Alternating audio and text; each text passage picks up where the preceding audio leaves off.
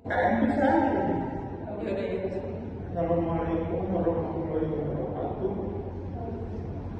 Pada kesempatan malam ini, kami dari kelompok 6 akan mempresentasikan hasil PPT kami.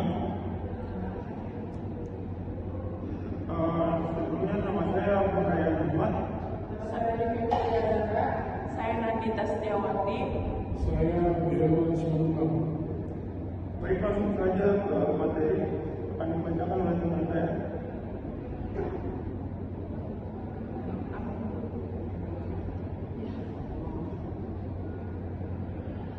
Satu, kebebasan pers di Indonesia. Perlindungan bagi keselamatan wartawan dan menjelaskan tugas jurnalistiknya telah menjadi kewajiban dunia internasional. Dewan Hak Asasi Manusia, Perserikatan Bangsa-Bangsa di Wina, Austria, dan resolusi yang disepakati oleh seluruh anggotanya pada 27 September 2012 untuk pertama kali menegaskan pentingnya keselamatan wartawan sebagai unsur fundamental dalam kebebasan ekspresi. Resolusi ini juga menyerukan pencegahan impunitas bagi pelaku kekerasan terhadap wartawan dengan melakukan investigasi yang tidak memihak, cepat, dan efektif atas tindakan kekerasan terhadap wartawan. Selanjutnya ada tanggung jawab Dewan Pers. Yang pertama, mengkoordinasikan pelaksanaan pedoman penanganan kasus kekerasan terhadap wartawan ini dengan perusahaan pers, organisasi profesi wartawan. Yang kedua, mengingatkan tanggung jawab perusahaan pers dan organisasi profesi wartawan sebagaimana telah diatur dalam pedoman penanganan kasus kekerasan terhadap wartawan ini.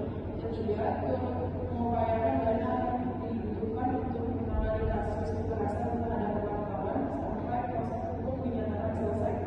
4. Berkoordinasi dengan penegak hukum untuk melakukan langkah-langkah penanganan yang dibutuhkan untuk melindungi wartawan korban kekerasan atau keluarganya, serta memastikan penegak hukum memproses suatu kekerasan dan tindak kekerasan. Yang kelima, bersama perusahaan pers dan organisasi profesi wartawan mengawal proses hukum kekerasan terhadap wartawan dan mengambil langkah-langkah yang dibutuhkan untuk mempercepat prosesnya.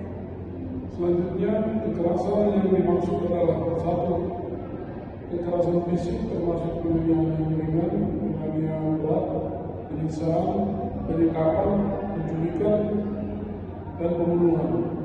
2. Kekerasan berfisik termasuk ancaman verbal, penghinaan, penggunaan kata-kata yang merendahkan, dan pelecehan. 3. Perusahaan peralatan lingkungan seperti kamera, alat perekam. Yang keempat, upaya penghalangan kerja wartawan untuk mencari, memperoleh, memiliki, menyimpan, mengolah, dan menyampaikan informasi, yaitu dengan merampas peralatan kerja wartawan atau tindakan apapun yang beritangi tugas wartawan sehingga tidak ada berfokus kerja kewartawannya. 5. Bentuk kekerasan lain terhadap wartawan yang belum disebut dalam pedoman ini merujuk kepada definisi yang diatur dalam KUHP dan Undang-Undang HAM. Selanjutnya ada prinsip-prinsip penanganan kasus kekerasan terhadap wartawan. Yang satu, ada penanganan kasus kekerasan terhadap wartawan harus dilakukan atas persetujuan korban atau aktivis. Yang kedua, ada penanganan kasus kekerasan terhadap wartawan harus dilakukan secepatnya. Yang ketiga, langkah-langkah penanganan kasus kekerasan terhadap wartawan. Langkah-langkah penanganan kasus, yang satu, langkah litigasi. Yang kedua, langkah mitigasi. Langkah koordinasi baik tingkat lokal maupun tingkat nasional yang melibatkan organisasi profesi, media, tempat wartawan bekerja, Dewan Pers Kepolisian, LSM Media atau LSM. Yang ketiga, jika kasus kekerasan berhubungan dengan kegiatan jurnalistik, maka penanganannya menjadi tanggung jawab bersama perusahaan pers, organisasi profesi wartawan, dan Dewan Pers pengumpulan dana untuk proses penanganan.